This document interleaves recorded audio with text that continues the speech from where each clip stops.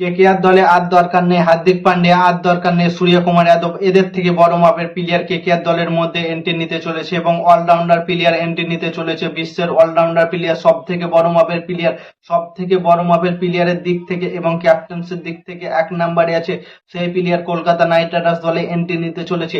সেই প্লেয়ারের নাম হচ্ছে বেন স্টোক। বেন স্টোক হচ্ছে বেন স্টোক ইন্টারন্যাশনাল ক্রিকেট থেকে রিটায়ার নিয়ে নিয়েছে এবং সে সেদিন যেদিন রিটায়ার নিয়েছে সেদিনই অ্যানাউন্সমেন্ট করেছে যে সে সমস্ত লিগ খেলে বেড়াবে, যেমন আইপিএল আছে, বিপিএল আছে, সিপিএল আছে, সমস্ত লিগ গুলো যেগুলো আছে নর্মাল খেলা সেগুলো খেলে বেড়াবে, মানে আইপিএল ও খেলবে। 2027 আইপিএল এর জন্য অ্যাভেলেবেল থাকবে বেন স্টোক বলে দিয়েছে এবং শাহরুখ খান বলে দিয়েছে যে তাকে চেক সিগনেচার করে কলকাতা নাইট রাইডার্স দলের মধ্যে নিয়ে চলে আসবে কিছুদিনের মধ্যে। কারণ কলকাতা নাইট রাইডার্স দলে একজন ক্যাপ্টেন্সি করার জন্য অলরাউন্ডার প্লেয়ার দরকার। সেখানে বেন স্টোকের থাকা বড় অপশন এবং সব থেকে ভালো অপশন আর কোনো প্লেয়ার হতে পারে না। কারণ বেন স্টোক কত মাপে বড় প্লেয়ার তোমরা সবাই জানো। সে তিনটে ফরম্যাটেরই প্লেয়ার, ওডিআই, টেস্ট, টি-20 প্রত্যেকটা ফরম্যাটের সে বেস্ট প্লেয়ার। চারিদিক থেকে টেস্টের যদি ক্রিকেটের কিং বলো সেখানে বেন স্টোকের নাম আসে এবং ক্যাপ্টেন্সির দিক থেকে সে অনেক চ্যাম্পিয়ন করেছে এবং 2019-এ ওডিআই ওয়ার্ল্ড কাপও জিতিয়েছে তাদের দলকে বেন স্টোক। সেই দিক থেকে বেন স্টোক 2027 আইপিএল এ কলকাতা নাইট রাইডার্স দল থেকে যদি খেলতে চলেছে তো তাকে আমার মনে হয় ক্যাপ্টেন্সি তো 100% দিবে, কারণ তার থেকে বড় ক্যাপ্টেন্সি কোনো আইপিএল দলের মধ্যে নেই। বেন স্টোক হচ্ছে বড় মাপের প্লেয়ার। সেখান থেকে বেন স্টোক যদি ক্যাপ্টেন্সি করতে কলকাতা নাইট রাইডার্স দলে আসে তো কলকাতা দলকে পুরো চেঞ্জ করে দেবে এবং 2027 আইপিএল এ চ্যাম্পিয়ন করার ক্ষমতা রাখে বেন স্টোক।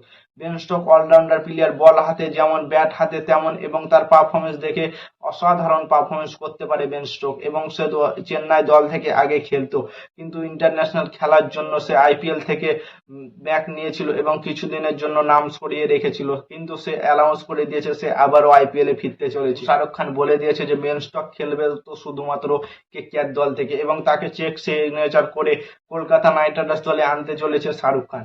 কারণ শাহরুখ খান যা চাইবে তাই হতে পারে, কারণ শাহরুখ খান সিগনেচার করে কলকাতা নাইট রাইডার্স দলের মধ্যে যদি বেন স্টোককে এনে ক্যাপ্টেন্সি দিয়ে দেয় তো ফিন অ্যালেনের সাথে ধরো টিম সাইফার যা ওপেনিং করলো, 3 নম্বরে রঘুবংশী, 4 নম্বরে ক্যামেরন গ্রিন, 5 নম্বরে থাকলো রিঙ্কু সিং, 6 নম্বরে থাকলো বেন স্টোক, 7 নম্বরে অনুকূল, 8 নম্বরে সুনীল নারায়ণ, 9 নম্বরে হর্ষিত রানা।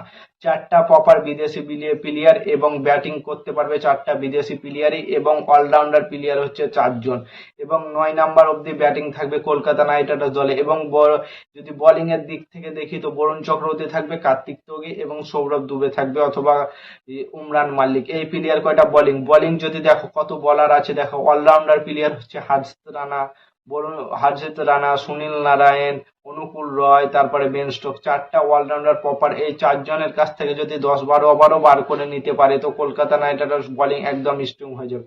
এবং ব্যাটিং এর দিক থেকে ধরো যদি তাহলে ব্যাটিং তো পুরো 9 জন ব্যাটিং এবং অলরাউন্ডার সবাই প্রত্যেকটা। হর্ষিত রানা কত অসাধারণ ভাবে বল করছে, ব্যাট করছে। হর্ষিত রানা ইন্ডিয়ার টিম থেকে একদম তার বেস্টটা দিয়ে করছে, তাকে টোল করছে সবাই, কিন্তু হর্ষিত রানা পুরো প্রুভ করে দিচ্ছে যে কেন সে ইন্ডিয়ার দলে যোগ হয়েছে। তো কলকাতা নাইট রাইডার্স দলে যদি বেন স্টোক ক্যাপ্টেন্সি হিসাবে আসে তো কলকাতা নাইট রাইডার্স চ্যাম্পিয়ন হতে কেউ আটকাতে পারবে না। এবং কেকেআর এর নতুন আপডেট পেতে চ্যানেলটাকে সাবস্ক্রাইব এবং ফলো করতে ভুলো না। ততক্ষণের জন্য টাটা, বাই বাই, জয় হিন্দ।